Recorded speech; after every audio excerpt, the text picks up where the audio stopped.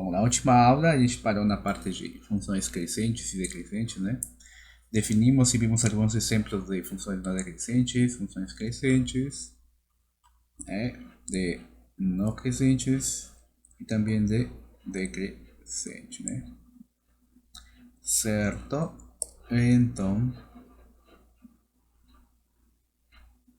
beleza. Por exemplo,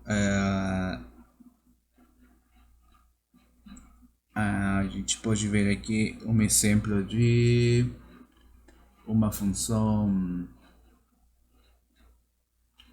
decrescente, né? Seria, por exemplo, deixa eu ver, vou colocar aqui um exemplo.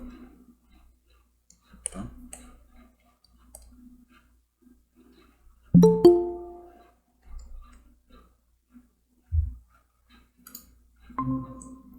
Tá, vou colocar aqui um exemplo que ele diz, vamos considerar a função f de x, onde f de x seria a função cosseno de x, né?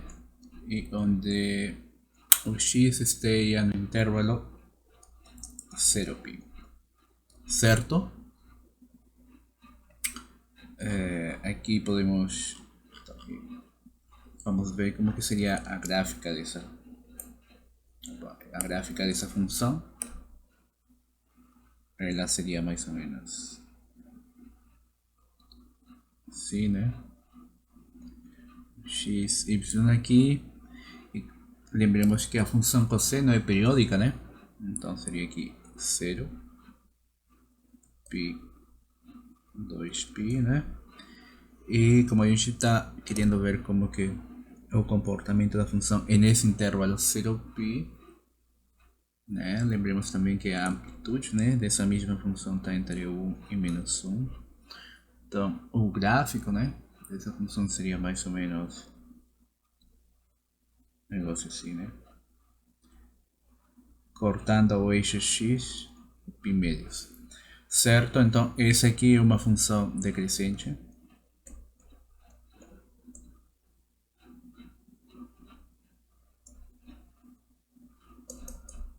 Certo? Certo. Observe que essa mesma função, se a gente pegasse, por exemplo, o intervalo π a 2π, essa parte que está aqui de vermelho, e nessa parte daí, né, a função cosseno, né, é uma função crescente, né? Tá, mas como nós estamos só analisando nesse intervalo, né, nosso exemplo tá só nesse intervalo, significa que nossa função é decrescente. Mas vamos colocar aqui como uma nota, tá, que justamente, né, a parte azul, né, significa que a função é crescente, tá? Certo? Beleza, então vamos ver agora uma pequena definição desse tipo de funções, tá? Então, uma função é chamada de monótona, uma função, digamos f, tá? É chamada de função monótona, e vamos colocar com outra cor aqui.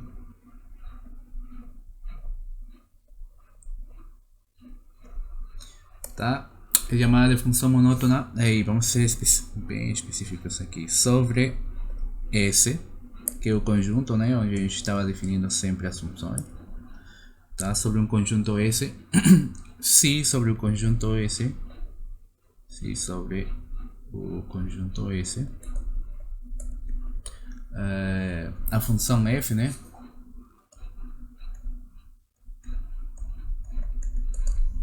a função f satisfaz alguma das definições da acima, né?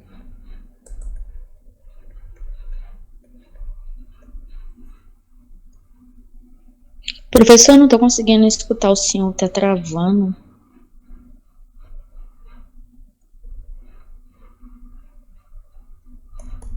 Talvez, acho que vai ser a internet aí.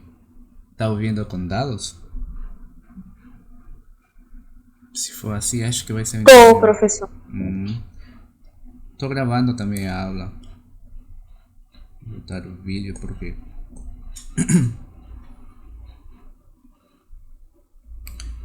justamente, né, falaram para mim que estava com esse problema, né? Então, novamente, como eu tinha dito, né,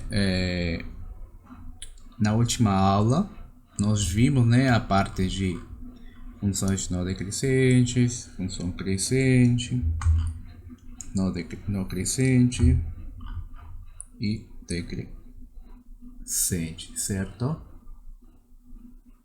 Ok? Então, cada uma desses vimos um exemplo e como foi visto aqui, né, o último exemplo que estava faltando era colocar uma função decrescente, certo? Aí, o que a gente faz? Pegamos a função trigonométrica do cosseno de x, onde o x esteja justamente nesse intervalo de 0 a π. E a gráfica, né, a representação geométrica dessa função, vemos que é justamente esse gráfico de cor pretinho que está aqui, né? Aí coloquei como observação que se a gente considerasse outro intervalo, por exemplo, o intervalo de 0 a 2π, né? Desculpa, de π a 2π, aí nossa função muda a análise, né? Essa função vira crescente, né? Por isso que eu coloquei de outra cor distinta, uma cor azul, né? Para justamente dar um foco, uma ênfase, né? Nessa parte de que, dependendo do intervalo, a função cosseno, né? Pode ser decrescente ou crescente. Agora, dito isso, de uma última definição sobre essa parte, né, que uma função é chamada de função monótona sobre um conjunto S se sobre esse conjunto S essa função f satisfaz alguma das definições dadas acima, ou seja, a definição de decrescente, ou a definição de não crescente, ou a definição decrescente, ou a definição de não decrescente. Se a função f satisfaz qualquer uma dessas condições, né, a função é chamada de função monótona, ok? Beleza, então agora vamos ver alguns teoremas relativos, né, a esse tipo de funções.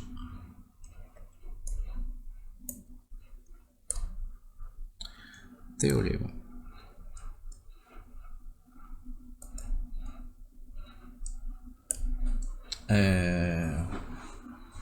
Vamos colocar aqui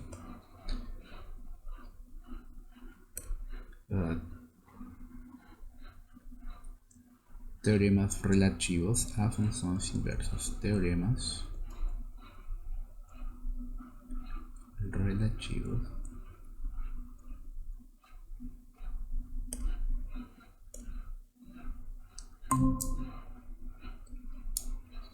a funções inversas.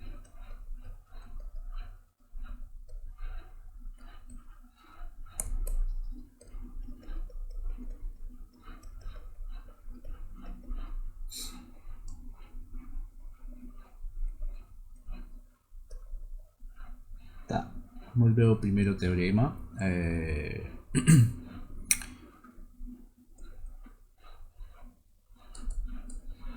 Esse teorema estabelece que se f é uma função crescente,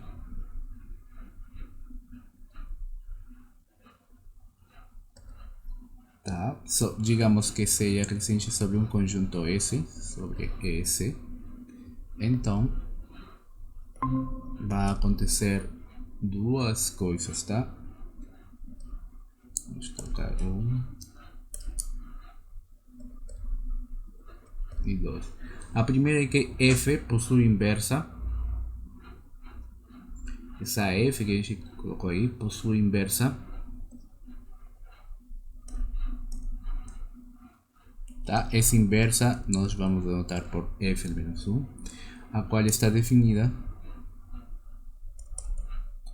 sobre o conjunto f de S, que geralmente a gente vai chamar de, tá, sobre o conjunto f de S, tá? A segunda coisa que vai acontecer é que essa função que a gente está chamando de inversa, certo? Também é crescente, tá? Sobre o conjunto f de x. Certo? Então, ter uma função crescente, né, permite que nós saibamos que dita função possui inversa e que também é crescente. Beleza? Então, vamos ver o que seria a demonstração desse teorema. Ok,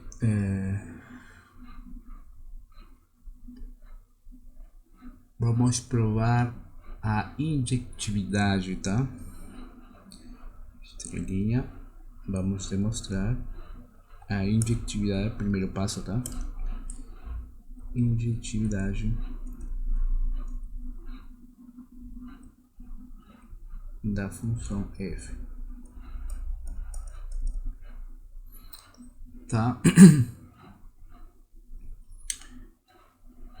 Então, o que a gente pode fazer aqui? Se nós temos que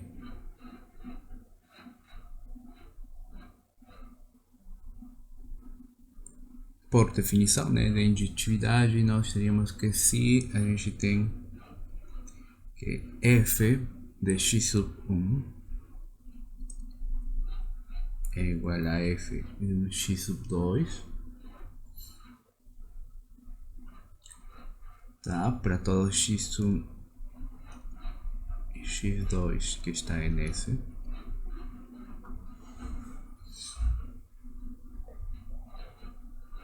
Tá? Então, o que acontece se a gente pega duas funções dessa forma? Desculpa, dois pontos, né? Que sejam avaliados nesse mesmo ponto, nesses pontos, né? x1 e x2 que está nesse.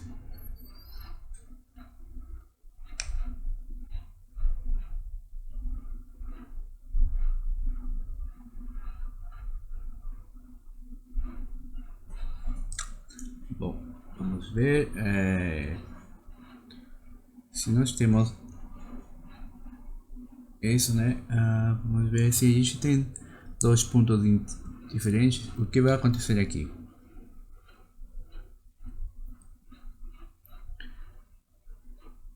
Tá? Se esses pontos que a gente tem aqui, né? Se x sub 1 é distinto de x sub 2, então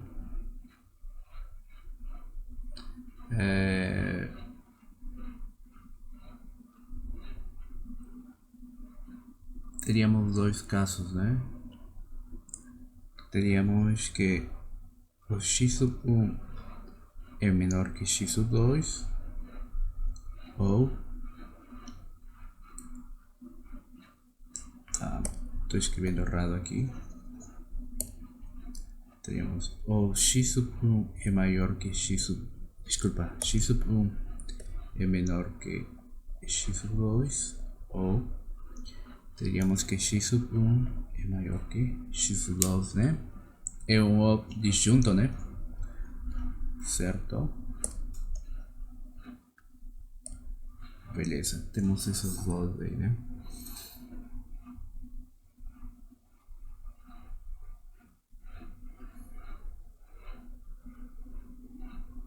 Beleza, então vamos ver o que acontece em cada um desses casos, tá? Se x sub 1 é menor que x sub 2,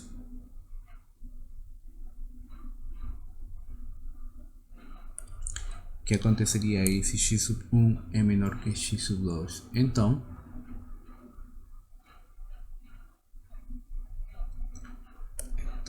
vamos colocar outra. Se x sub 1 é menor que x sub 2, então f de x sub 1 seria menor que f de x sub 2, pois nós tínhamos suposto que f é crescente por hipótese, né? Certo? Agora, isso daqui seria uma contradição, certo? porque a injetividade justamente diz que se a gente pega dois pontos, né, ela teria que ser, quando a gente aplica o F, né,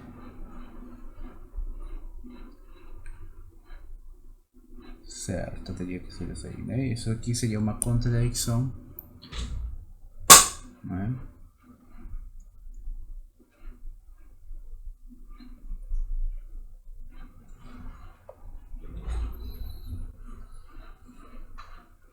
Ok, agora o que acontece se esse x sub 1 é maior que x sub 2?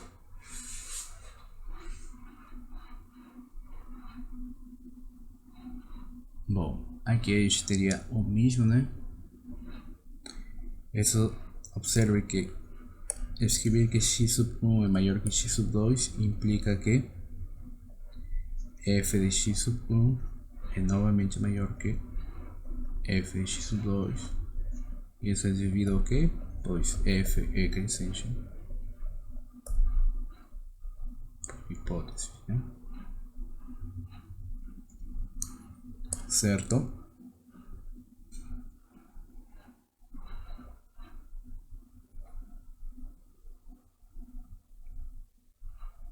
Beleza? Então, vemos que novamente teríamos uma contradição. Mas vocês entendem por que seria a contradição? Lembra da definição de função injetiva?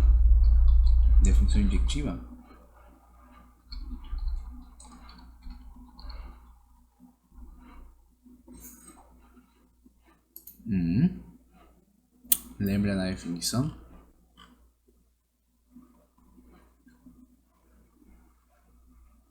Para quem não lembra, é uma f, né, que está definida, digamos, em um conjunto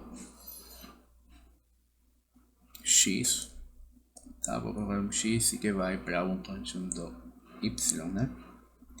É injetiva se acontece que f de a, que se a gente pega dois pontos distintos, né?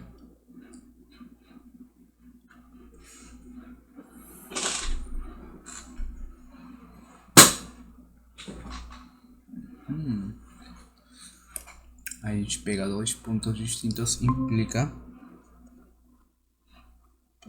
pega dois pontos distintos, digamos um ponto A e B tá distintos, isso implica que f de A é distinto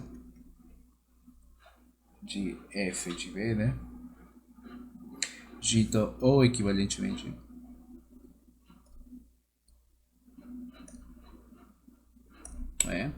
isso seria o mesmo que escrever que f de A, se é igual a f de B, implica que é igual a igual a B, né?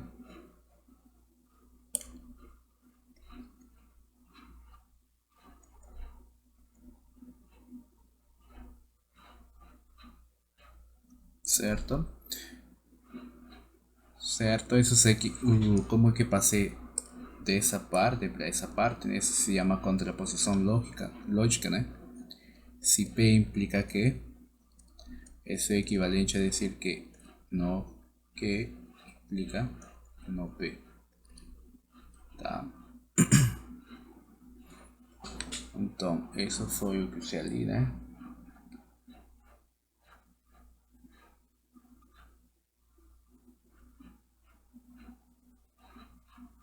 Beleza.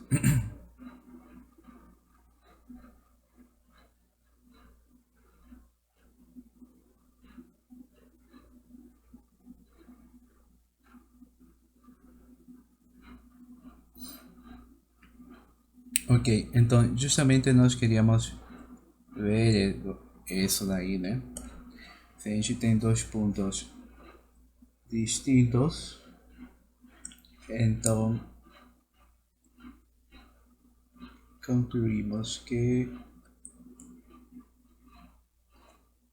temos contradições em cada um desses casos, né?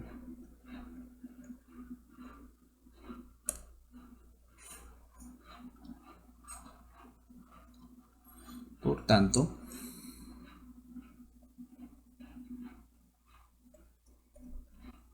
isso significa que a relação da igualdade, né?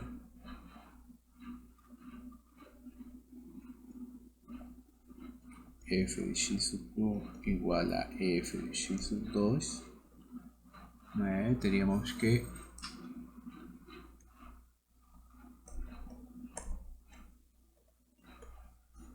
implica que x sub 1 é igual a x sub 2, certo?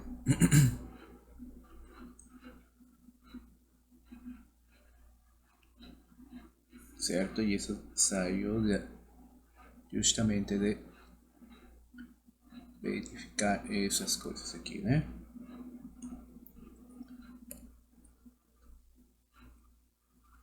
Beleza, temos essa parte aqui. Bom, ou seja, vamos escrever aqui. Isto é F é injetiva. Vamos colocar melhor assim. Isto significa que F é injetiva.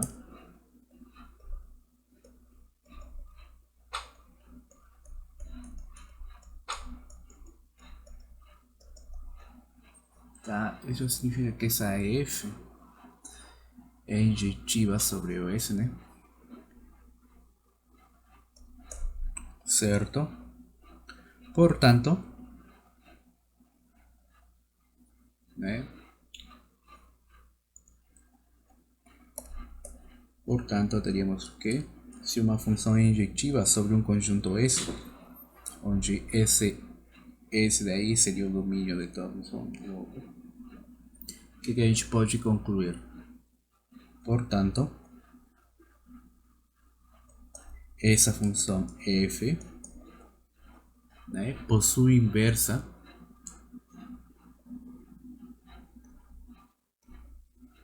mas aonde que ele possui inversa? Ele possui inversa justamente no conjunto f de S, certo? A gente não pode colocar que seja toda a imagem, né? Por causa de que nós não conhecemos exatamente o que seria esse conjunto.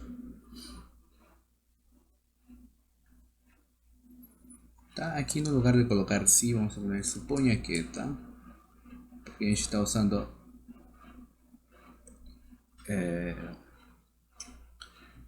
supondo, né, que essa igualdade é válida para todos os pontos e a gente está usando isso daí para demonstrar pelo absurdo, né? A gente está tentando fazer a gente fez uma demonstração pelo absurdo. Bom, isso seria a parte 1, né, da demonstração. A parte 2, que seria provar que essa função também é crescente sobre esse mesmo conjunto f de S, nós demonstraríamos, sejam, vamos colocar aqui, sejam dois pontos, digamos, um y sub 1 e um y sub 2, que estão justamente em f de S, ok? Então, se temos dois pontos y sub 1 e y sub 2 que estão nesse conjunto, né? Então, existem, né? Um x sub 1 e um x sub 2 que estão nesse, tal que vai acontecer que esse y sub 1, esse y sub 1 deve ser igual a um f de x sub 1 e esse y sub 2 vai ser igual a um f de x sub 2, né? Por que acontece isso? Porque justamente o conjunto f de S é o conjunto de y, né? Tal que f de x é igual a esse y para algum x que está no conjunto S. Então, justamente, nós estamos usando essa definição daqui, né? De f de S. nós pegamos pontos desse conjunto fs, então devem existir, né, um par de pontos x1 e x2 tal que satisfaçam essa condição. Por quê? Justamente pela definição do f de s, né? Beleza. Dito isso, observe que como essa função a gente acabou de mostrar que é injetiva, né? Nós podemos escrever que x sub 1 é igual a f inversa de y1 e x sub 2 é igual a f inversa de y2, né? Certo? Então, bora lá. Se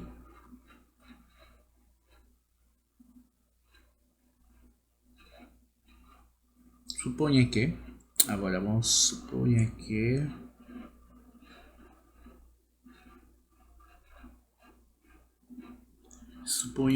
y sub 1 é menor que y sub 2,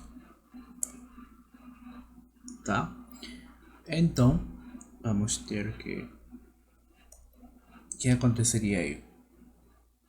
Bom, observe que como y sub 1 é o que? É f de x sub 1 e y sub 2 seria f de x sub 2, né? Opa.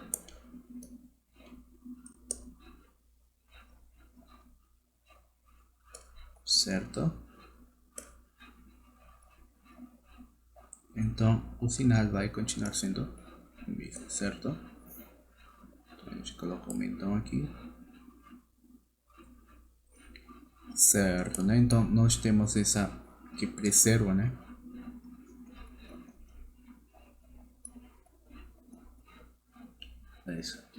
Beleza? Temos isso daí, né? Logo,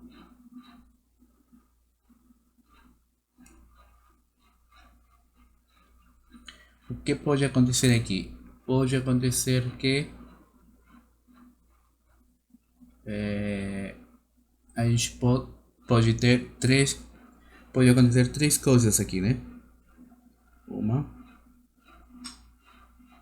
duas, três. A primeira coisa que pode acontecer é que x sub 1 seja igual a x sub 2, certo? A segunda coisa que pode acontecer aqui é que esse x sub 1 seja maior que x sub 2. E a terceira coisa que pode acontecer aqui é que x sub 1 seja menor que x sub 2, tá? Estou falando desses valores que estão dentro da f, certo? Então, se acontece a igualdade, certo? Ou seja, que x sub 1 e x sub 2 são igual, então isso implicaria o quê? Que f de x sub 1 seria igual a f de x sub 2, né? E isso aqui seria uma contradição. Com que seria uma contradição?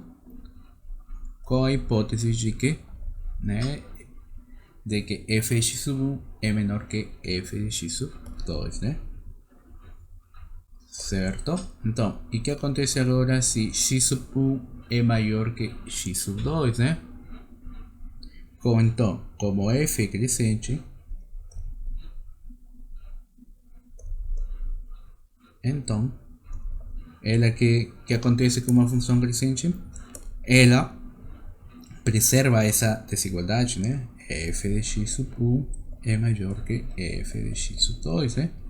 Mas isso aqui novamente é uma contradição, certo? Por que é uma contradição? Porque nós temos justamente o contrário, né? Que o f de x sub 1 é menor que f de x sub 2, né? Certo? E agora? Bom, então já verificamos, né, que as duas primeiras coisas dão contradições. É óbvio, né, que por trigonomia a última tem que ser válida, né? Certo? Se a gente analisa já a primeira hipótese, né, a segunda hipótese e a terceira hipótese, e todo isso aqui daria aqui temos as três possíveis coisas que podem acontecer, né? Se a gente já analisou isso e não deu certo, a gente já analisou isso e não deu certo, então a última possível coisa que pode acontecer, que seria essa aqui, tem que dar certo mesmo, né? Então não precisaria de que eu demonstre mais. Então a gente pode colocar aqui, certo? Então daí vamos colocar, é fácil verificar, tá?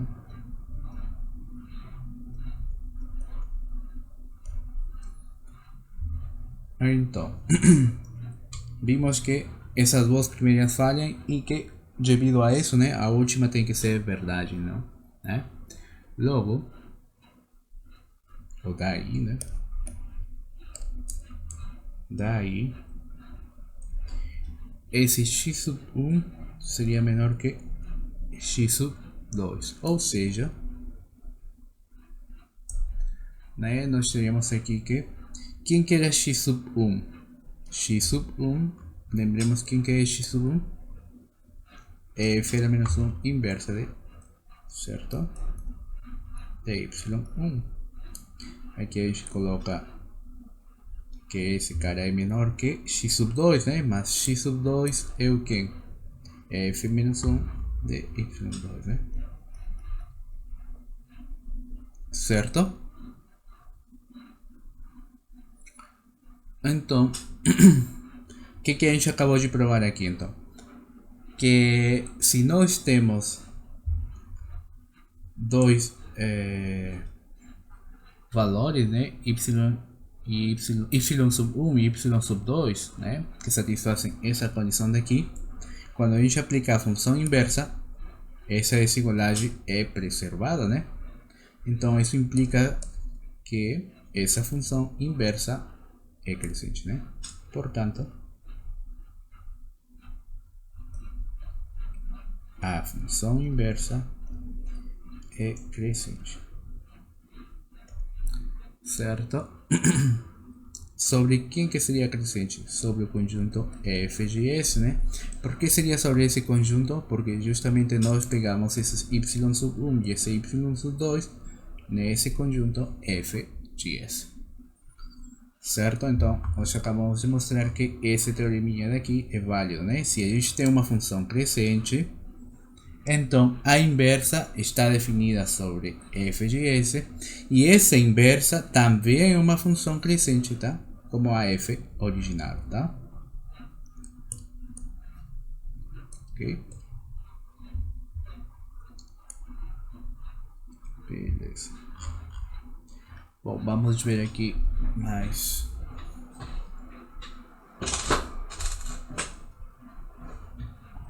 um teorema análogo, tá? Analogamente, podemos demonstrar o seguinte teorema, tá?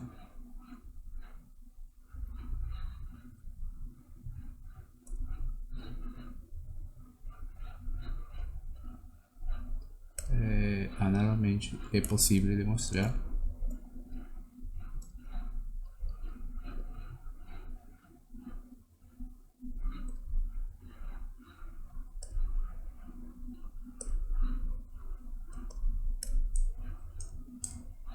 vamos colocar aqui teorema, tá? Nós vimos que para funções crescentes, certo, esse teorema é válido. Agora vamos ver se esse mesmo teorema é válido para funções decrescentes, ou se existe um teorema análogo, e de fato esse existe, tá? E a demonstração é idêntica. Se f é uma função decrescente,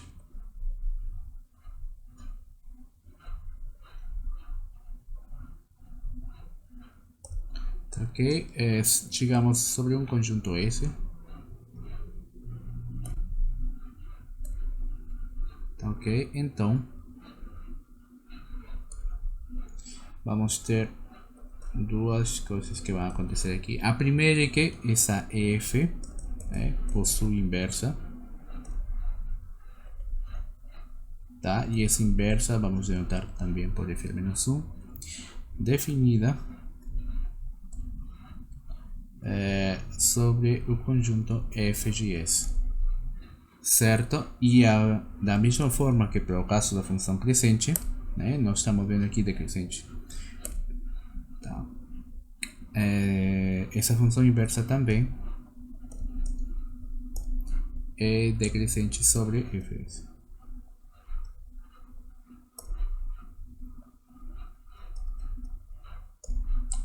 Certo?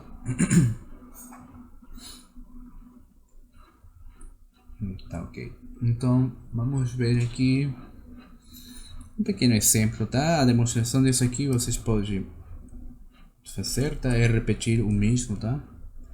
Seria uma tarefa de demonstração. Ok, vamos ver agora um exemplo de como que está acontecendo aqui as coisas, tá? Bom, referente a esse último teorema, né, já que a gente já viu a demonstração da primeira parte para funções crescentes, por exemplo, esse último teorema, vamos ver, tá, observe o seguinte, vemos que seja a função f de x, vamos colocar aqui uma função que seja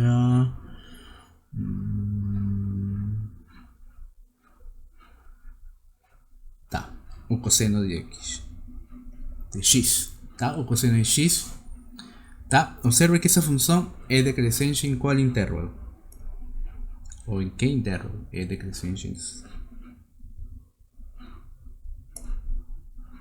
sobre o intervalo. Vamos escolher o mais simples, tá? 0π. Tá? Esse intervalo daqui, ele faz essa função de que? Desse conjunto S, no qual a gente está definindo as funções, né? Então, observe que essa função é decrescente sobre esse intervalo. Certo? E como que seria a gráfica dessa função? A gráfica dessa função seria mais ou menos assim, né? Opa, aqui não é 0 não, aqui é x, aqui é y, aqui está a origem, né? E o ponto P, vamos colocar aqui, ó, né? Então, a gráfica dessa função, né? Seria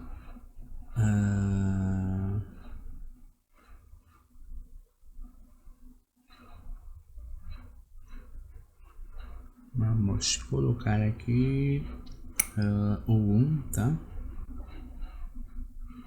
Aqui estaria o π médios, né? E nossa função seria mais ou menos um negócio assim, né?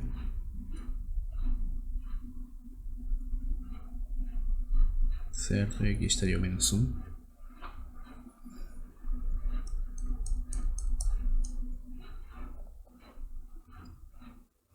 Certo? Isso aqui seria a gráfica dessa função cosseno, certo? No intervalo 0π. Essa aqui seria a função f de x igual ao cosseno de x. Tá ok? Agora, observe que essa função, né, vai, de fato é uma função, é nesse intervalo, né, é uma função injetiva, certo? E por que seria injetiva, né? Porque seria uma função crescente, né? Desculpa, decrescente, né? Seria uma função decrescente, logo existe a inversa, né? Certo? Por que existe inversa? Porque nós acabamos de ver que essa função é decrescente nesse intervalo. Então, logo existe a função inversa sobre o conjunto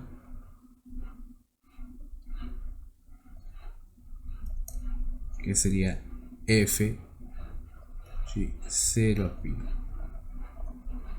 né? E quem que seria esse conjunto de 0 a π? Se essa é nossa função, o conjunto que vai de 0 a π, né, seria justamente o conjunto de pontos que estão de menos 1 até 1, né?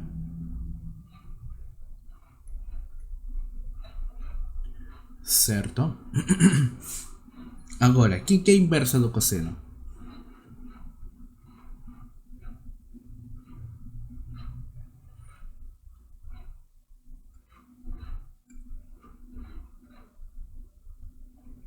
Tá, então aqui então a gente pode colocar, além disso, né, pelo teorema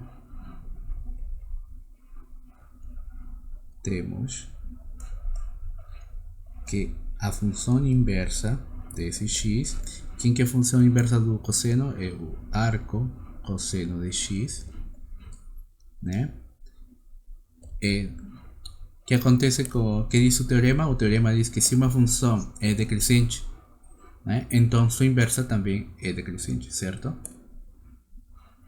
Então essa função daqui, que é a inversa do cosseno, é decrescente, tá? Pero o teorema diz que aonde que é decrescente? Sobre o conjunto f de S. E esse f de S, quem que é? Seria esse intervalo menos 1, certo? Beleza. Tá, para quem não lembra exatamente, né? Quem que seria esse conjunto, né? Vamos colocar aqui. O menos 1 estaria por aqui, o 1 estaria por aqui, né? E a função inversa é o cara mais ou menos que passa por π.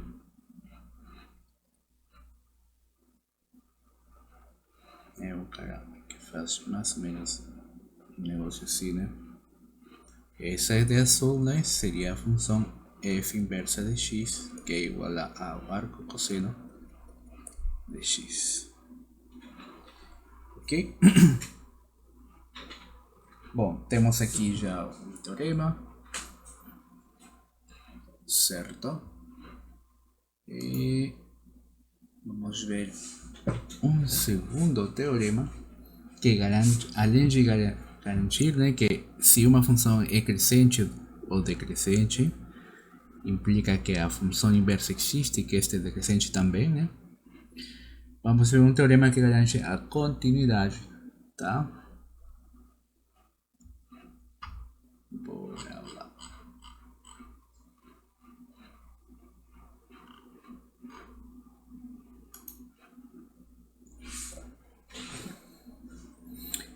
Teorema de continuidade. Vamos colocar aqui teorema. Tá? E esse é o teorema de continuidade. Teorema de continuidade.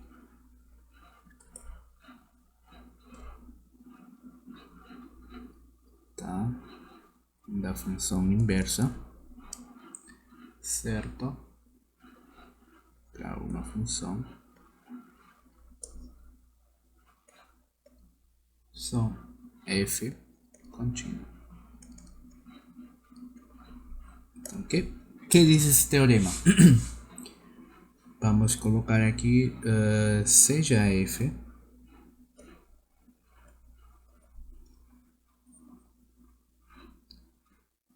tá uma função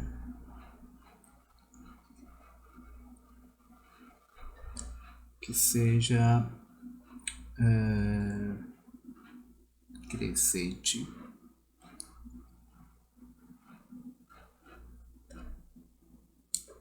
tá estritamente tá, vamos colocar assim, estritamente crescente, tá?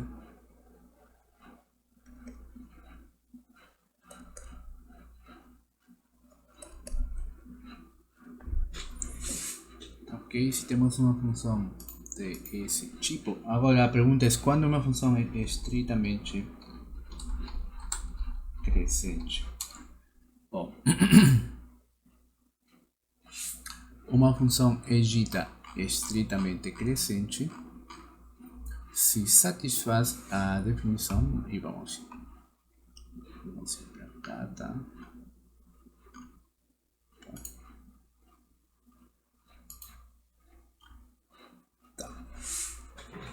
Quando a gente fala de crescentes, é o mesmo que escrever estritamente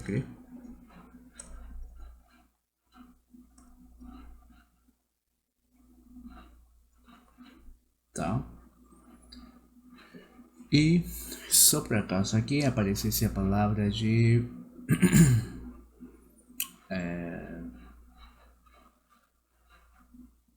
em decrescente, tá? Quando uma função é decrescente, temos que essa função também pode ser chamada de estritamente decrescente.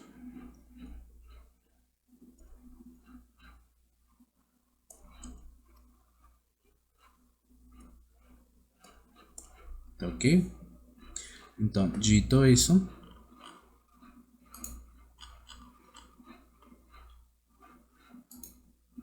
se já f é uma função estritamente crescente, né? Dito de outra forma, crescente, né? Seria uma função estritamente crescente. Tá? Se temos uma função estritamente crescente e contínua sobre um conjunto, digamos, AV, e suponha que, vou colocar aqui uma vírgula, seria uma função estritamente crescente contínua sobre AVV. Vamos chamar também aqui a gente pode chamar aqui a f de A como um R. Podemos chamar também a f de B como a letra S. E digamos que a inversa, né, da f, e f número 1 é a inversa da f, digamos, sobre o conjunto f de AB, tá? Então, logo, se temos todas essas condições aqui, né, que uma função é estritamente crescente, contínua sobre um intervalo AB, nós chamamos aos extremos, né, a f de A chamamos de um R, a f de B chamamos de um S, e essa f menos 1, essa é a f inversa, né, está definida sobre o conjunto f de AB. Então, se todas essas coisas acontecem, então nós vamos poder verificar as seguintes coisas. Primeiro, que a inversa também é estritamente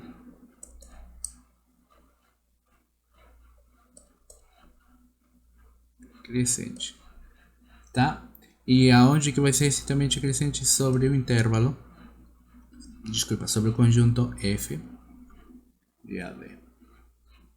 Ou seja, isso aqui que significa? Isso aqui significa que para todo par de pontos y sub 1 e y sub 2 que estejam dentro da f de AB, tá? Tal que esses pontos satisfaçam a condição que y sub 1 é menor que y sub 2, implica que inversa, isso aqui é menor ou igual, é menor, desculpa, que a inversa, isso daqui. Isso significa ser estritamente crescente sobre f de A. A segunda coisa que vai acontecer aqui é que, justamente, né, esse conjunto f de AB, né, vai ser dado pelo intervalo f de A, f de B, ou, dito de outra forma, né, com as letrinhas que a gente colocou aqui, RS. Tá ok? Finalmente, uma terceira conclusão é que vamos ter que, se a função f original, né, essa daqui, é estritamente contínua, crescente e contínua, a inversa também vai ser contínua sobre o conjunto f de A, B. certo? Ok. Bom, vamos a demonstrar isso aqui. A ver uma demonstração disso daqui.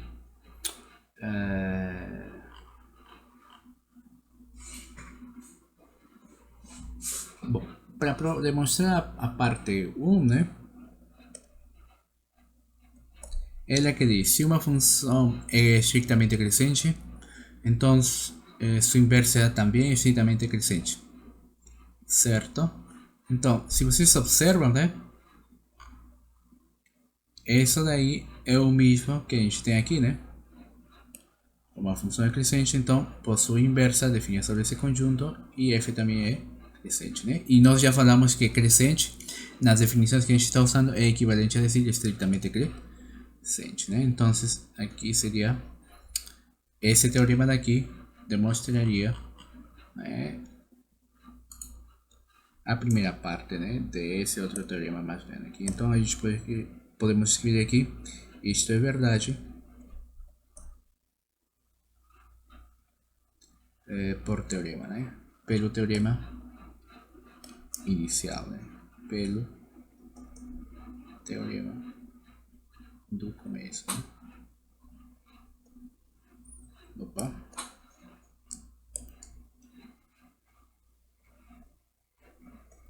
Certo, agora vamos tentar ver se de fato a gente pode mostrar a segunda, né, conclusão, que seria que a imagem, né, f de a v é justamente o intervalo com extremos f de a, f de b. Certo.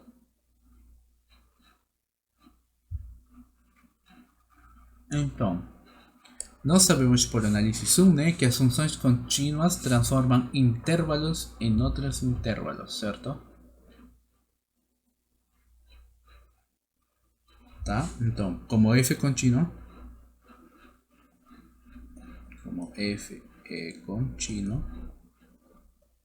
sobre o intervalo AB, então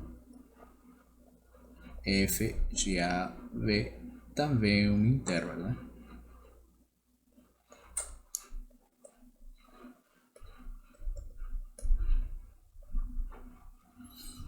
Ok?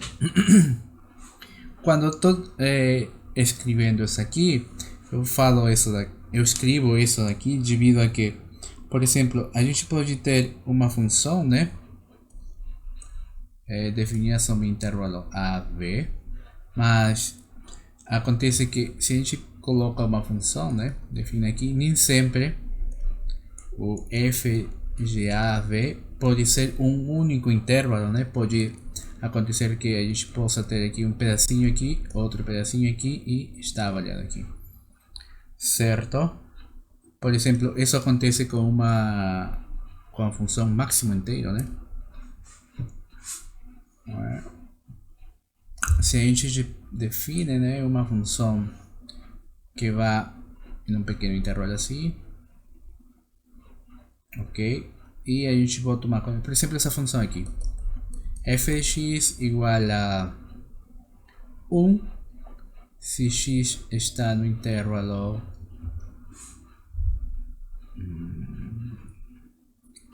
digamos 0, 1, tá? Vamos colocar aqui uma função que não faça isso, não? Que justamente destrua e que evidencia a importância da continuidade, tá? Imagina que a gente tem aqui uma função f de x, tá? Que é igual a 1 no intervalo 0, 1, tá? Y que en ese mismo intervalo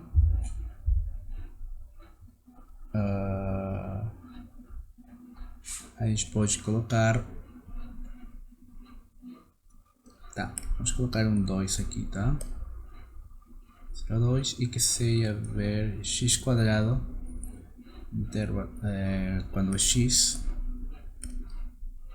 está entre 2 e a gente pode colocar 4, certo? Observe que a função toda está definida no intervalo de 0 até 4, certo? Mas temos aqui um ponto 2, né? Vemos que, por definição, né, essa função, qual que seria a representação gráfica? Seria aqui, ó, né? Certo? Esse é um pedacinho. E a gente teria aqui que quando x é igual a 2, né, aqui está aberto, aqui é aberto também. Quando x é igual a 2, a gente pula até o valor 4, né? Certo, então esse 4 estaria por aqui, ó, né? Então nossa função vai começar aqui. Opa, começa aqui, certo? E isso vai assim, né? Então observe que nós, essa f daqui, né, está definida sobre todo esse intervalo aqui, mas quando a gente quer ver a imagem dessa função, ou seja, quem que seria f de 0,4, né? Vemos que quem que seria a imagem desse conjunto? Vemos que de 0 até 2 vai até o ponto 1, certo? Até esse ponto aqui. E do ponto 2 até 4, né? Nessa partezinha daqui, vai pegar todos esses pontos daqui. Então, se observamos, né, que de fato esse cara daqui seria o conjunto do ponto 1, certo? Unido com o intervalo que vai de 4, certo? Até, digamos, até 16, né? Certo? Por que a gente vai só até 16? Porque 4 é o último ponto, né? E como essa aqui é a parte x quadrado, significa que ele vai até 16, né? Por aqui está o 16. Vamos separar isso aqui para que fique um pouco maior, né? Por aqui estaria o 16, aqui está o 4, certo? Esse conjunto seria, né, a imagem desse aqui, e a imagem desse conjunto daqui, desse outro pedacinho, seria justamente só esse pontinho daqui. Ok? Então observe que quando uma função não é contínua, como é o caso dessa daqui, né? Essa não é uma função contínua, não? Acontece que, mesmo que a gente aplique essa função f, né? O resultado não necessariamente é um intervalo, certo?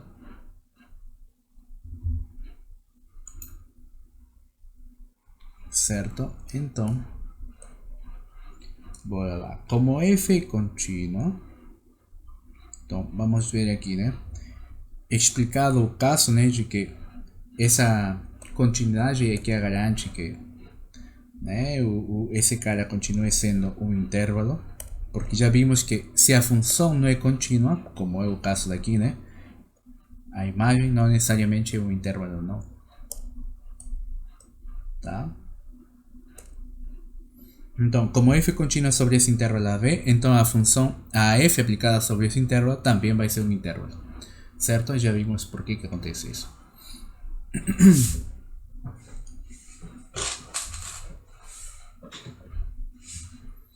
Tá? Além disso,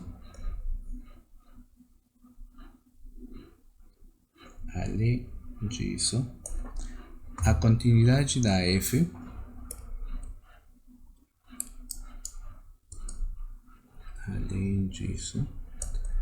a continuidade da f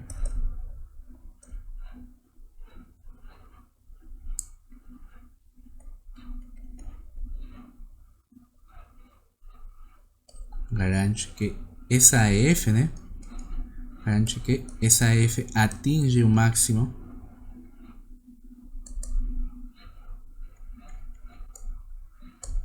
tá no intervalo a b, certo?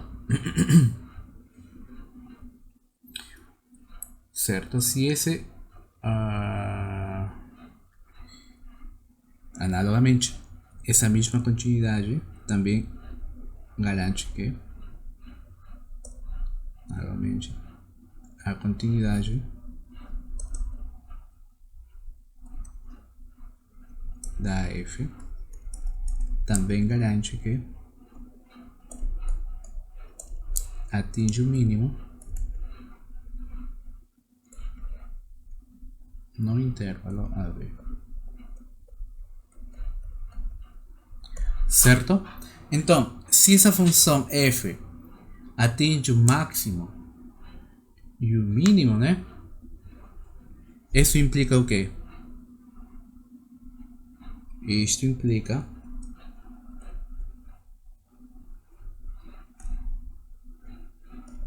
que a f de AB seria igual ao quê? Seria igual a um intervalo, né? Onde esse cara daqui, né, seria o mínimo da f. Esse outro cara daqui, né, seria o máximo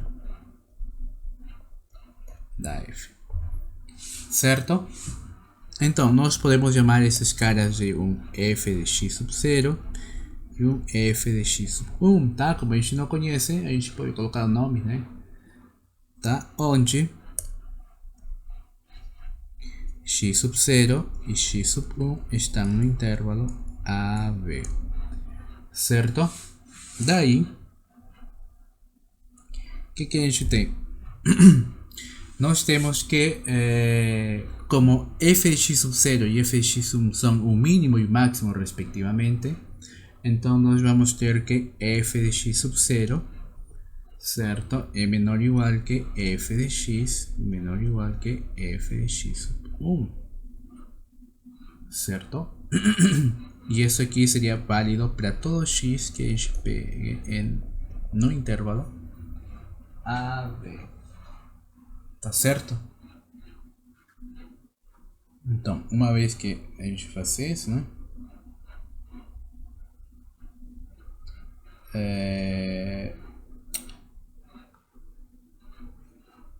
O que a gente faz aqui? Teríamos essa expressão.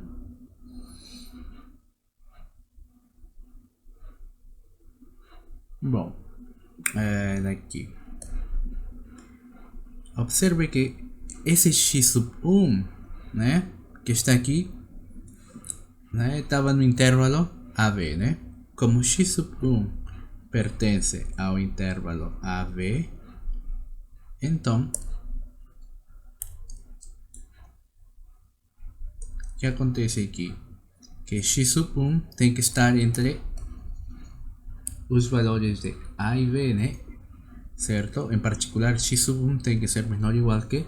Desculpa, tem que ser menor que B, né? Porque em nenhum momento a gente fala que x sub 1 seja igual a B, né?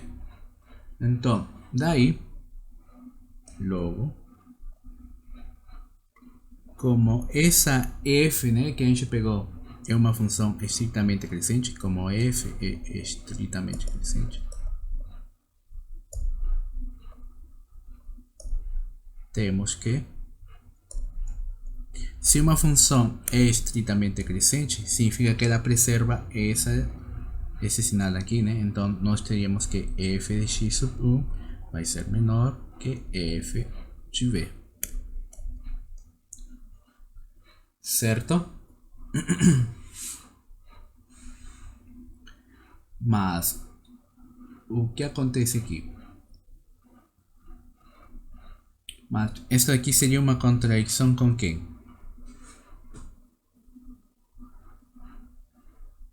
Isso daqui seria uma contradição com justamente essa com o resultado daqui, né? Certo? Que acho que melhor seria por outro lado, como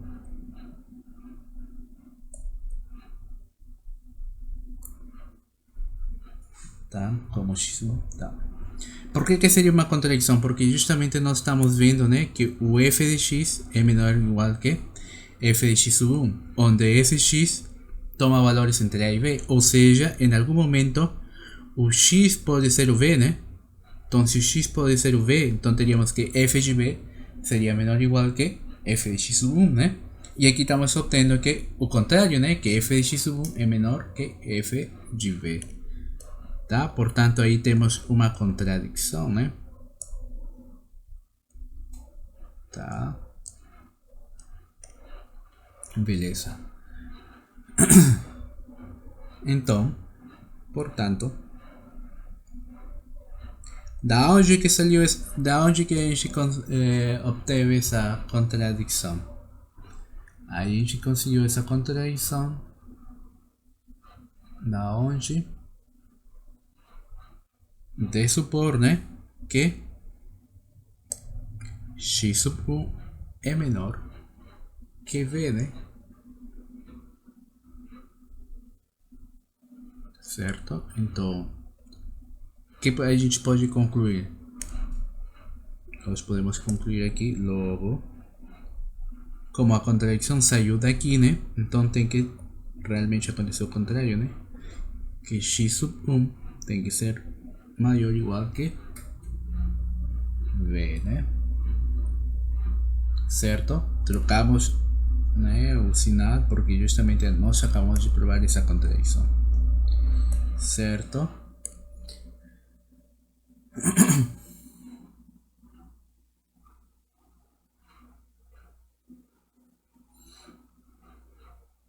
Ok? Mas, como a gente já tinha visto, né? O x sub 1 de fato, né, está no intervalo AB, né?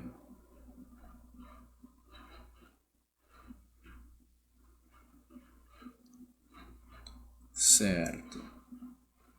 Então, nós daí teríamos a igualdade, né?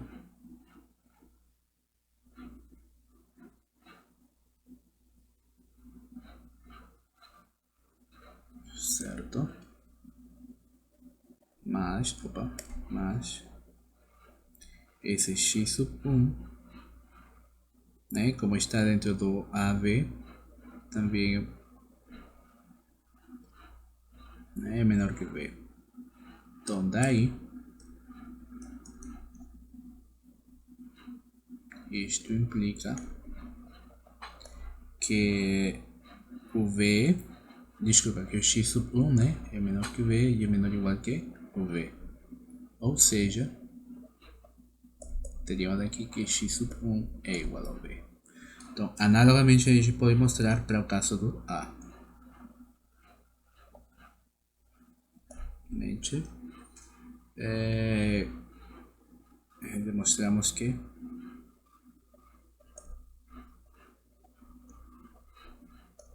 Demonstramos que x sub 0 seria igual a A, tá?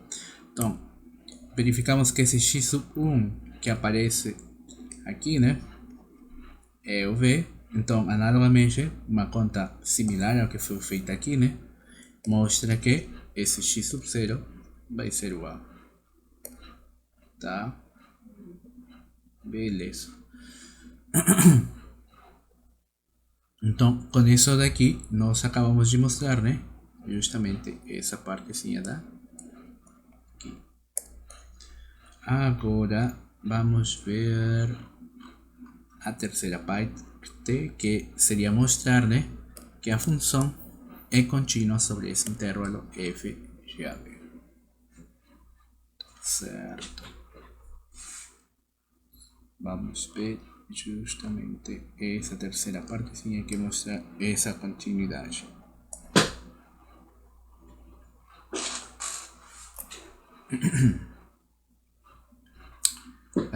Sabemos que queremos mostrar que é contínua, que a inversa é contínua, tá? De fato, isso é verdade, tá? De fato, dado um y, de fato, seja um y que esteja Vamos pegar aqui o intervalo aberto, f de A, f de V. Tá? Vamos pegar um y que esteja dentro desse intervalo. Então, o que vai acontecer? Se a gente pega um y, vamos colocar melhor aqui, se temos um y que está nesse intervalo, então esse y,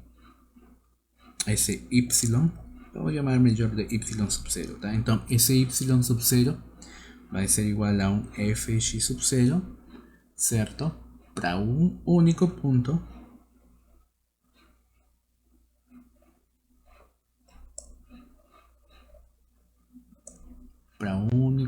x sub 0 que esteja no intervalo aberto a b. Ok? Beleza. Agora, dado um epsilon, ou seja, um epsilon maior que 0, tá? Tal que o intervalo, vamos chamar assim, um intervalo que esteja, tá? No, certo? Que faça isso aqui. A gente pega um x sub 0 e vamos construir um intervalo, né? Nesse conjunto. Tá? Um intervalo para esse ponto, tá? Geralmente, às vezes, a gente pode chamar isso aqui de uma vizinhança. Vamos construir uma vizinhança, tá? Ou uma aberta nesse ponto. Tá? Vou escrever o mesmo desenho, só que com outra cor aqui. X sub 0 e a gente coloca aqui x sub 0 menos y, x sub 0 mais y. Tá? Isso aqui seria esse intervalinho daqui. Tá? Então vamos pegar um epsilon tal que esse intervalinho daqui, né, esteja contido dentro do intervalo AB. Tá? Ou seja, vamos pedir que esse intervalo esteja dentro desse outro intervalo maior que seria o AB. Tá certo? E vamos escolher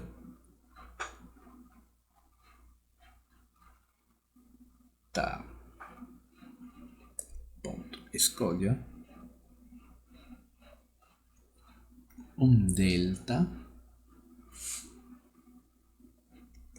Vamos escolher esse delta que seja da forma o mais pequeno possível entre os valores de f de x sub 0 menos f de x sub 0 menos y.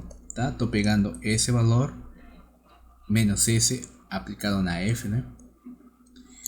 E vamos pegar também entre esse e esse outro, tá? Ou seja, aqui estaria f de x sub 0 mais y menos f de x sub 0. Certo? Então, nós pegamos um delta bem pequeno mesmo. Ok. Beleza. Assim, no momento que a gente pega esse delta dessa forma, observe que esse delta, né, como nossa função, né, é crescente, né?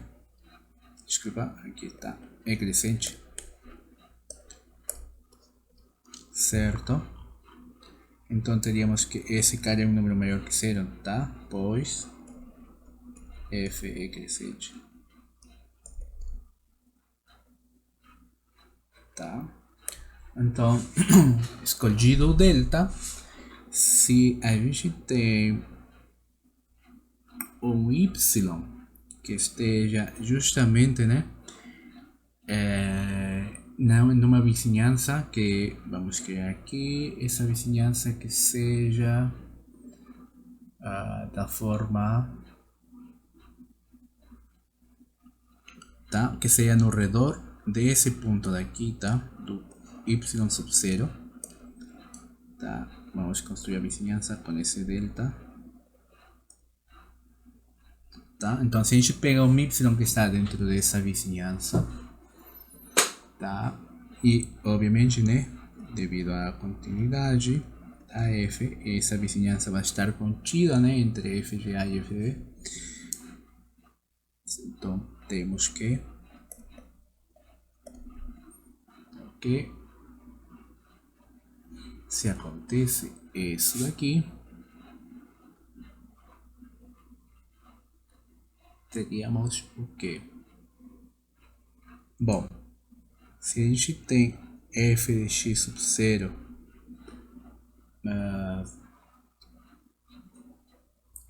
com a expressão menos f de x sub 0 menos y, certo? Essa expressão daqui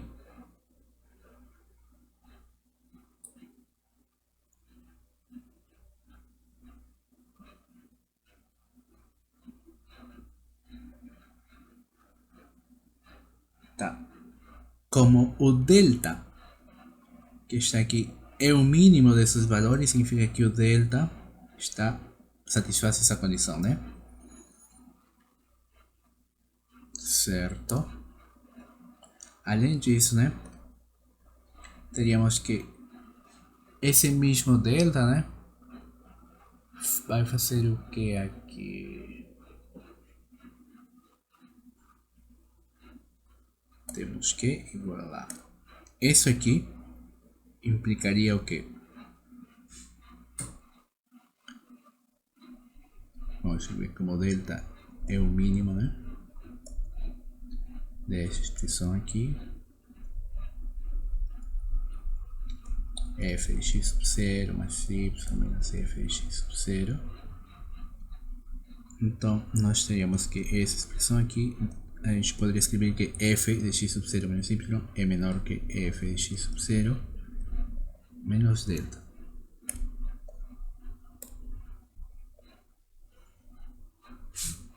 Certo. Mas, que esse f de x sub 0? Esse f de x sub 0 é igual a y sub 0, né? Então, isso seria aqui y sub 0 menos delta, certo? Uma vez que a gente já tem y sub 0 menos delta, nós sabemos que o y, né, está dentro desse intervalo, ou seja, o y é maior que esses caras daí, né? Certo? E também sabemos, né, que o y seria menor que esse outro cara, né? Que y mais delta. Agora, o y mais delta, certo? Seria igual ao quê? Esse y sub 0 é o que? É f de x sub 0, né? E aqui a gente colocaria mais delta. Certo. Agora, f de x sub 0 mais delta,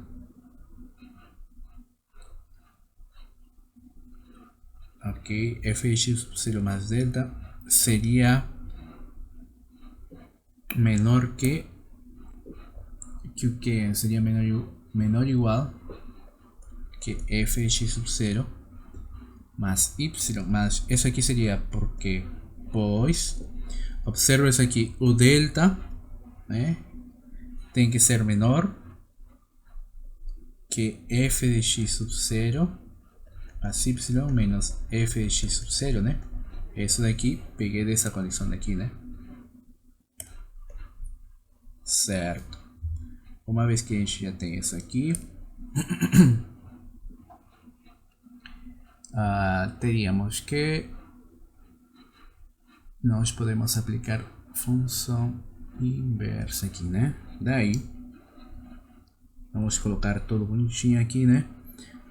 Nós temos aqui, vamos pegar essa parte, tá? Vamos colocar aqui uma cor azul, vamos pegar essa parte daqui, vamos pegar o y e vamos pegar esse outro aqui. Então vamos ter que f de x sub 0 menos y menos y aqui menor ou igual que, certo? Opa, não é menor ou igual, não, é menor, né? Porque todo esse é menor, só esse único aqui é menor ou igual, certo? Teríamos isso aí. Aplicando inversa, né? Vamos ter o que? Se a gente aplica a inversa, Aí vamos colocar aqui inversa. Se a gente aplica inversa, o que aconteceria aqui? Teríamos inversa, inversa, inversa de quem? Inversa de f de x sub 0 menos y menor que inversa de y menor que inversa de f de x sub 0 más y, né? Apliquei inversa aqui, aqui e aqui, certo? Uma vez que apliquei a inversa, o que a gente pode fazer aqui? Bom, devido a que nossa função é injetiva, né? Então, nós teríamos aqui x sub 0 menos y, né? Aqui teríamos o y, aqui teríamos... Bom, de fato não é porque é injetiva, né? A injetividade garante a inversa, né? Como temos a inversa, nós podemos falar o que a função composta com a inversa é igual à identidade, e a identidade também é o mesmo que a inversa composta com f, né? Então, como dá esses dois, a inversa de f composta com f, né? Da identidade, é como se nós tivéssemos função alguma desse lado, né? Então, justificado essa parte aí, a gente pode continuar, né? Teríamos isso aqui, né? Certo? Aqui não era para pagar a inversa, tá? Era para escrever inversa de y. Certo? E isso aqui é válido. Da onde que a gente pegou esses y? Esses y a gente pegou aqui, né? Y tá onde? Tá aqui, né? Então, a gente pode escrever y sub 0 menos delta, y sub 0 mais delta. Ok. Bom, feito isso daqui, né? Nós podemos escrever o que? Esse x sub 0 que está aqui, né? X sub 0 daqui, x sub 0 daqui, pode passar dentro, né? A gente poderia escrever inversa de y e a gente pode escrever aqui x sub 0, né? Só que como a gente passou para dentro, né? Aqui ficaria como sinal negativo. E lá fora teríamos menos y e y. Certo? E isso aqui seria válido novamente para todo y que está entre menos y sub 0 delta e y sub 0 mais delta. Ok? Beleza. Então, essa aqui pode ser escrito da forma, né? Inversa de y menos x sub 0 menor que y. Tudo isso para todo y que está entre y sub 0 menos delta e y sub 0 mais delta. Certo? E justamente isso aqui é a definição de continuidade, né? Certo? Portanto, essa função inversa é contínua, certo? Sobre quem que é contínua?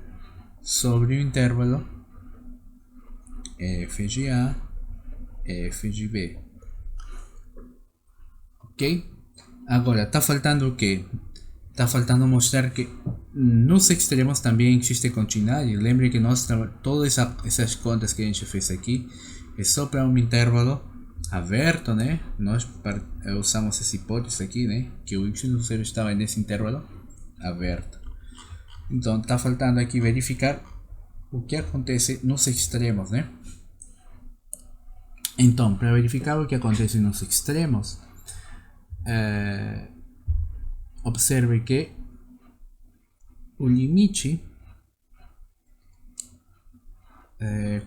quando y está próximo de f a, certo? Ou seja, desse extremo que está faltando, né?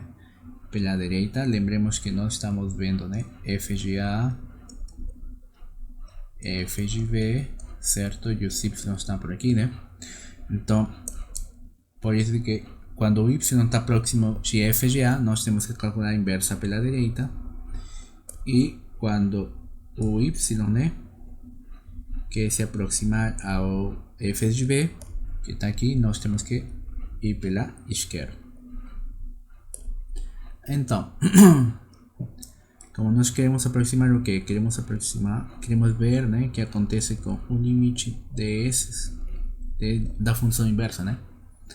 Então, nós já vimos, né, que a função inversa de fato é contínua, certo? Então, como é contínua, o limite entra dentro, né?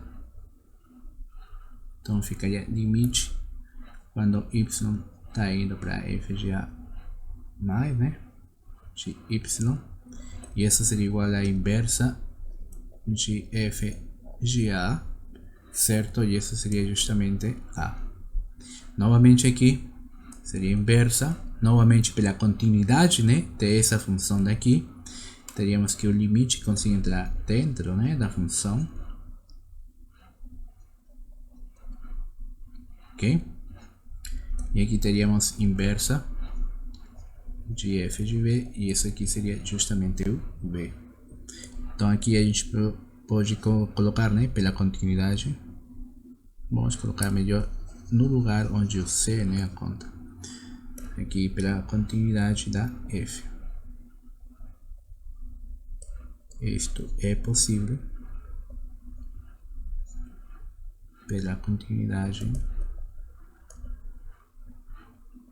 da função inversa, certo, né? Então nós vemos que a função inversa de fato é contínua nos extremos, né? Portanto, ou finalmente, temos que essa função inversa é contínua, né? Aonde que é contínua, nós acabamos de mostrar que ela é contínua sobre o intervalo aberto, e agora acabamos de mostrar que nos extremos, né, certo, a função continua sendo contínua, né? Então a gente pode escrever aqui é contínua sobre o intervalo f de a, f de b, certo? Beleza. Isso mostra todo esse teorema daí, tá? Bom, um análogo, de forma análoga, né?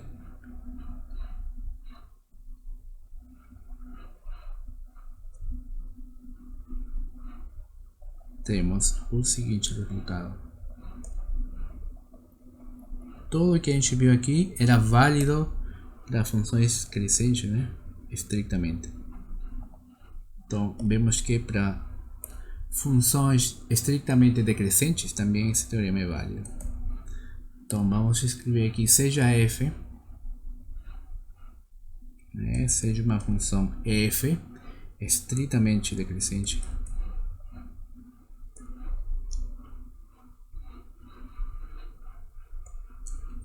certo, e contínua sobre o intervalo AB, ok? Vamos também colocar que exista, tá? Vamos deixar assim, e contínua sobre esse intervalo, tá? Então,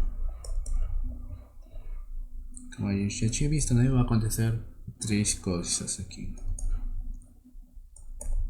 A primeira é que a inversa também é estritamente decrescente.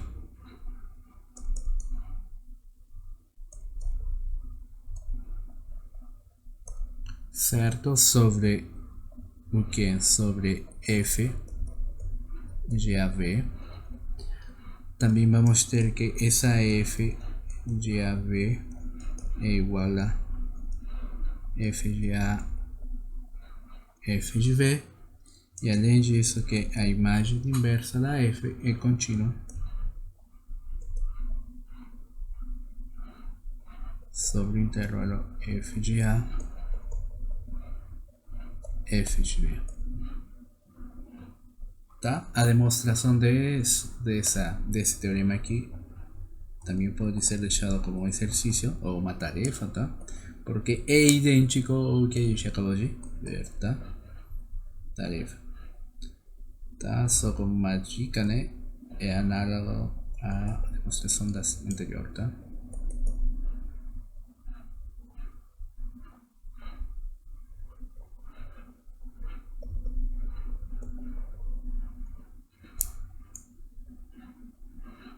Anterior, tá? Beleza.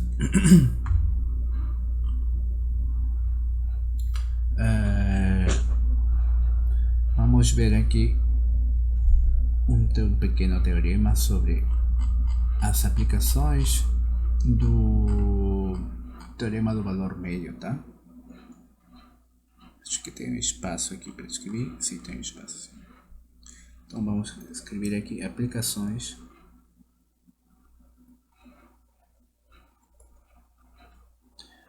do teorema do valor médio, tá?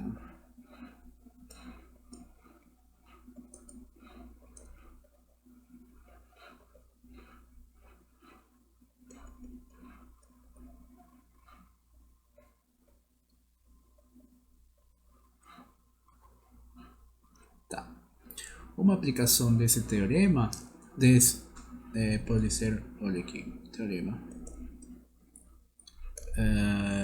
Se uma função é contínua, se f é contínua sobre o intervalo AB, certo? E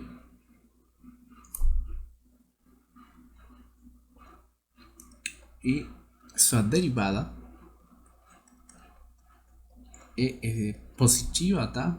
Ou igual a zero para todo x que esteja no intervalo aberto. Então,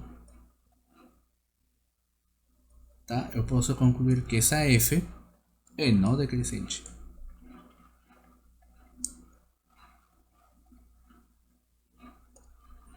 Tá? Sobre esse intervalo fechado. Vamos ver a solução, tá?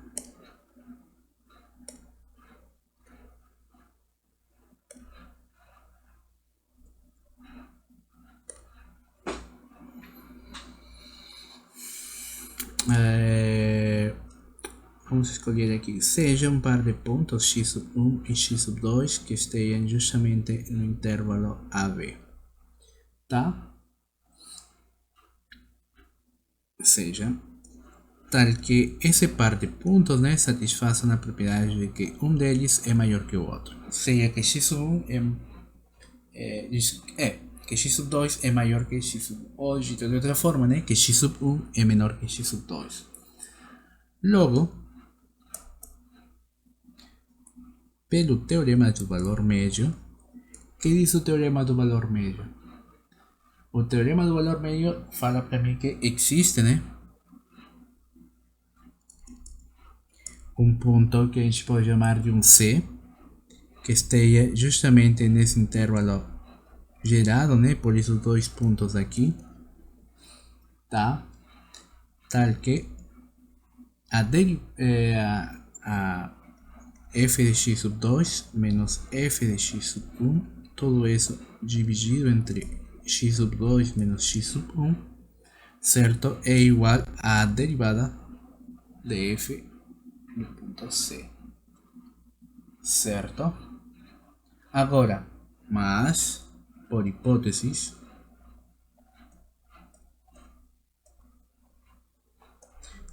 o que temos por hipóteses? Que a derivada é maior ou igual que zero para todo x que está no intervalo AB. Ou seja, esse camarada é maior ou igual que zero, certo? Então, daí, teríamos que f de x sub 2 menos f de x sub 1, tudo isso dividido entre x sub 2 menos x sub 1, certo? Que é igual a essa derivada aqui, é maior ou igual que zero, né?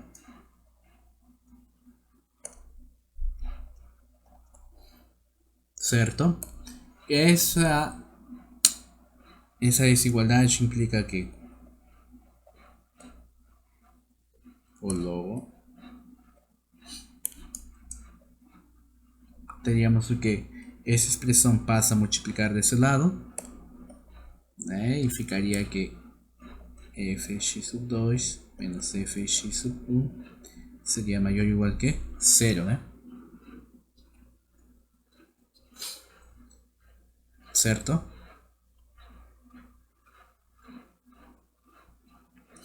Isto é que fx sub 2 é maior ou igual que fx sub 1, né? Então eu peguei dois valores, né, que satisfazem isso e concluímos que, né, fx sub 2 é maior ou igual que fx sub 1, né? Então vemos que de fato, né, a desigualdade é mais ou menos preservada, né? A gente pode escrever isso aqui de outra forma, né? Podemos escrever que f de x sub 1 é menor ou igual que f de x sub 2, né? Escrevo desse jeito para poder ver, né, o que está acontecendo aí com as variáveis, né? Então, portanto, daí temos que a função, portanto, essa f que está ali, né, é uma função não decrescente, né?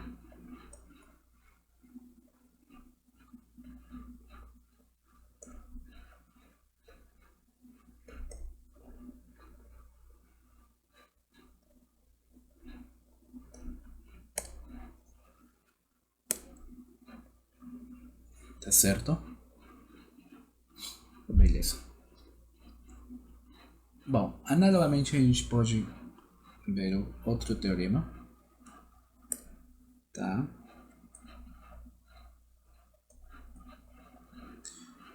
Tá, vimos essa aplicação. Se a gente tem uma f contínua no intervalo AB e além disso, né, a derivada é menor ou igual que zero para todo x que está no intervalo aberto AB, então dá para concluir que essa função f é não decrescente. Desculpa, é não crescente, tá? É não crescente sobre o intervalo AB. Tá? A demonstração é similar, é análoga, tá? Tá? É análoga à demonstração que a gente acabou de ver aqui, ó. Beleza. E finalmente a gente pode ver um teorema que é chamado teorema da função constante, tá? Que também não é muito grande, não? É bem pequeno mesmo.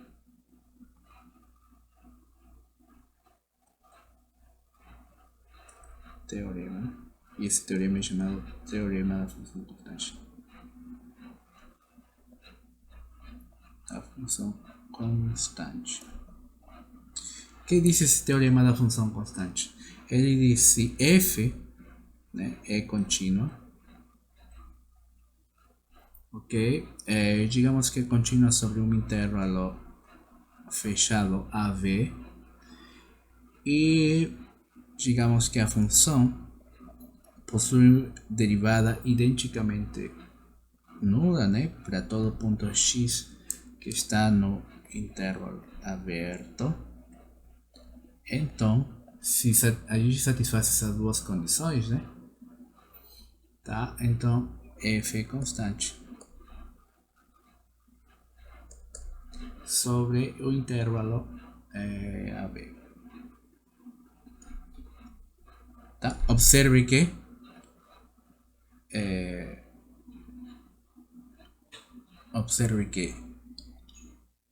a derivada, né, está dada só para esse intervalo aberto, né? E a continuidade é o que permite garantizar, né, que a função é constante sobre todo o fechado, né? Então, bora lá. Vamos ver a situação.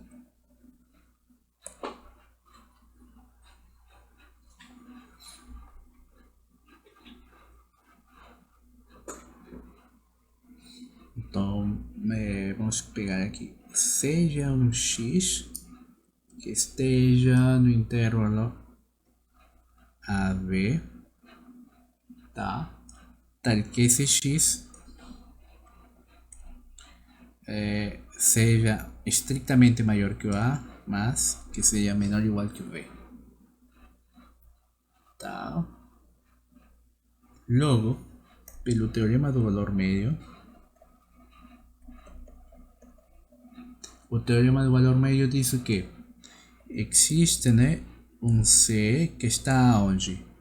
Então nós vamos pegar justamente esse intervalo, esse AB, tá? Aqui temos o intervalo AB, e dentro desse intervalo nós pegamos um X, tá? Aqui está o X, ok?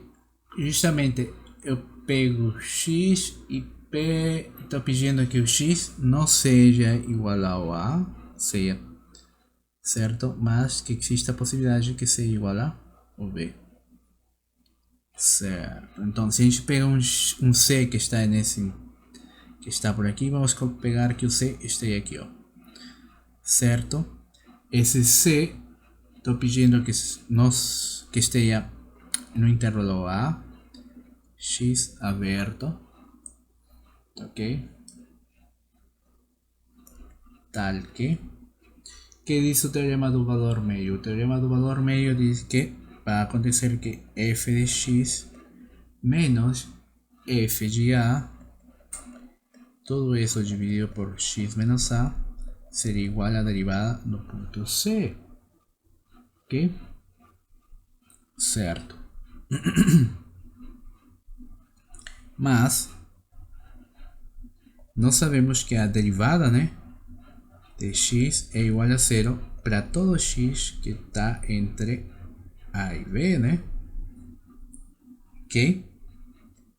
Em particular, vemos que, vamos colocar aqui ponto em particular, temos que esse C está justamente no intervalo AB, né? Pois o intervalo onde está o C, né? Que seria o intervalo AX, está incluso dentro do intervalo AB. Então daí, né, teríamos que a expressão f de x menos f de a sobre x menos a, que é igual a f' de c, né? Quanto que seria a derivada? A derivada seria igual a 0. Isso implica o que? Que f de x menos f de a seria igual a 0, né? Se f de x menos f de a é igual a 0, então teríamos que f de x é igual a f de a, certo? E isso seria válido para todo x que está onde? Para todo x, né? Certo? Que estaria no intervalo fechado, porque a gente já falou que o x, né, pode ser todos os valores menos o a, mas justamente aqui está garantindo, né, que o x pode ser o a. Então por isso que eu pego no intervalo fechado. Certo? Então, observe que a expressão f de a é uma constante. Certo? Portanto, essa f, né, é constante.